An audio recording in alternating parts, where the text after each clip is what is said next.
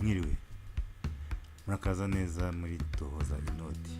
Tohoza Inoti ni YouTube channel tuzajya dushakisha imishinga yunguka kugira ngo buri wese uzajya abasha kudukurikira naramuka abonye umushinga twakoze umushimishije nawe aba yawushyira mu bikorwa. Imishinga tuzakora azaba ari imishinga iciriritse, bivuga ko igishoro kizaba kiri amafaranga makeya buri wese dukeka yabona, niyo waba utayicaranye aka kanya ariko ukaba wabasha kuyashakisha ku buryo wayabona. Iyo umuntu avuze amafaranga makeya kuri twebwe twumva ari hagati y'ibihumbi 50 n'ibihumbi 100, niyo amafaranga mbese buri wese ashobora kubona. Rero ntimugire impungenge ngo tuzajya tubigira ya mishinga izagusaba kujya muri banki, ahubwo nk'uko bizwi neza iyo watangije amafaranga makeya birumvikana ko nawe uzategereza igihe kirekire kugira ngo umushinga wawe ugende wiyongera ugeze ku nyungu zishimishije. Gusa imishinga tuzabigira tuzajya dukorana azaba ari imishinga n'ubundi ifite ijanisha rinini ry'inyungu, kuko ntabwo watangiza ibihumbi bikeya ko nanone ngo uzagire inyungu y'10% ngo azagire aho ubasha kugera. Nk'uko bizwi twese tubizi neza, akazi kabaye gake cyane. Umubare w'imyanya y'akazi ihari ntaho ihuriye n'umubare w'abantu bashaka akazi. Ariyo mpamvu rero kugasaba usanga abantu bamara imyaka myinshi mu bushomeri. Niba rero abantu bamara imyaka myinshi mu bushomeri, muri cya gihe ugishakisha akazi wifuza, kuki tutakwicara ngo twihangire akazi?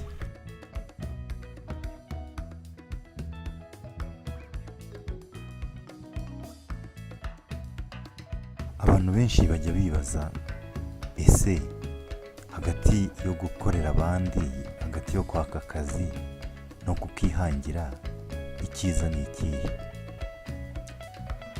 Buri cyose gifite icyiza n'ikibi. Burya nta n'ikintu na kimwe uzasanga kidafite icyiza n'ikibi, ibyiza byinshi, ibibi byinshi. Kujya kwaka akazi bifite ibyiza, bituma uhora uzi neza amafaranga uzinjiza buri kwezi, bigatuma wayapangira ukayakorera budget, ukavuga uti niba mpembwa 100,000, 20,000 n'ay'inzu, 30,000 ni transport, 20,000 ni imyenda, 30 bisigaye nzabiryamo. Icyo nicyo cyiza, kandi ukayabona wakoze icyo umukoresha yagusabye, utahangayitse cyane, utibaza icyo abakozi bawe baza guhembwa. Icyo nicyo cy'ingenzi. Iyo ufite umushahara ushobora kuwujyanamo ingwate muri banki, hanyuma bakaguha inguzanyo, hanyuma iyo nguzanyo ikazajya yishyurwa n'igice kimwe cy'uwo mushahara wawe, bigatuma ubuzima bugenda nk'uko ubwifuza, buhoro buhoro utera intambwe ku yindi, nta muhangayiko mwinshi ufite. Kwikorera bifite ibyiza. Mu gihe iyo ufite umushahara umara wenda ku 100,000 umwaka wose cyangwa se imyaka 2, iyo wikorera ushobora kuvuga uti reka nyongere, reka mve ku 100,000 nshake uburyo nazajya mbona 150. Icyo ni icyiza cyo kwikorera. Ushobora kongera ayo winjiza bitewe n'akantu gato uhinduye mu maserivisi utanga. ikibi cy'umushahara. Iyo urebye ikibi cy'umushahara nicyo kiba ari cyiza cyo kwikorera, n'ikibi cyo kwikorera ni nacyo cyiza cy'umushahara. Ikibi cy'umushahara ni uko umushahara ugumaho imyaka myinshi. Umukoresha ashobora kuwukoresha cyane kurushaho, ariko umushahara ntawongere, bigatuma wavunitse kurushaho, ariko umushahara ukaguma ari wa wundi. Mu gihe uwikorera iyo avunitse kurushaho, nayo yinjiza ariyongera, yanebwa ayo yinjiza akagabanuka. Mbese akazi umuntu wikorera ku giti cye akora kajyanirana n'ayo yinjiza. Wongereye akazi, ayo winjiza ariyongereye. Ugabanyije akazi, ayo winjiza aragabanutse. Mu gihe umushahara wongereye akazi, umushahara ugumye wa wundi. Ugabanyije akazi, umushahara ugumye wa wundi.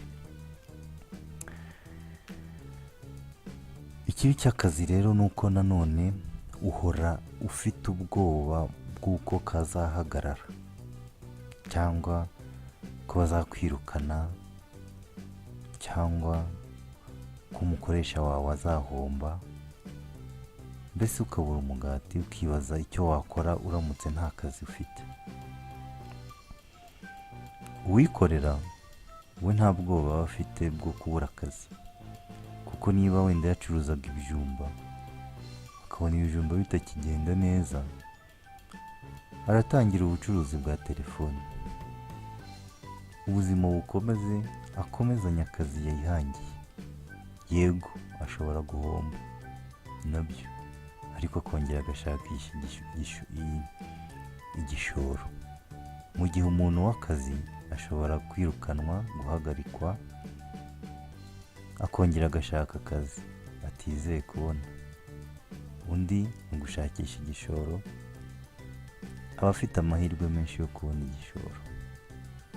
Ibyo rero ni wowe ku giti cyawe, wowe François, wowe Françoise, wicara ukavuga uti ibyiza by'akazi ni uko umuntu yiberaho mu buzima budahangayikishije cyane. Ibyiza byo kwikorera ni uko ushobora gutera imbere bijyanye n'imbaraga washyize mu byo ukora. Ubwo rero ni hagati yawe n'umutimanama wawe muza kubihitamo. Twebwe hano rero muri Tohoza Inoti twahisemo kwikorera, kuko nibyo tubona bishobora kugeza umuntu ku bukire yifuza bitewe n'icyuya yabize. Niba rero ujyana natwe, kora subscribe aho hasi, maze dukomeze dushyushye umutwe tureba umushinga waduteza imbere kurushaho.